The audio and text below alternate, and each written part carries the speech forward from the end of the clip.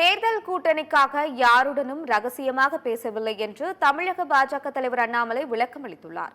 சென்னை அமைந்தகரையில் மும்மொழி கொள்கைக்கு ஆதரவாக கையெழுத்து இயக்கத்தை தமிழக பாஜக தொடங்கியுள்ளது.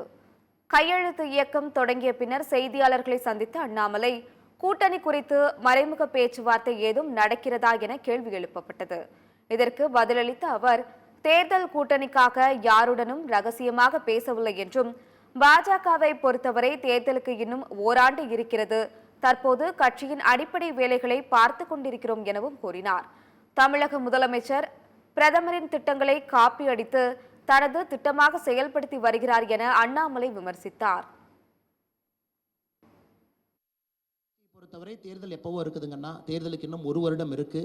கட்சி அடிப்படை வேலை பார்த்து கொண்டிருக்கின்றோம், அதிலே வேகம் எடுத்துக் கொண்டிருக்கின்றோம். கையெழுத்து இயக்கம் எல்லாமே நேரமும் காலமும் வரும் பொழுது பேசுவாங்கன்னா, தேசிய ஜனநாயக கூட்டணி எப்படி இருக்கும், இதில் எப்படிப்பட்ட தலைவர்கள் இருப்பாங்க, எந்தெந்த கட்சிகள் அங்கம் வகிப்போம், அதற்கான நேரம் வரும்பொழுது இதை பற்றி நம்ம பேசுவாங்க.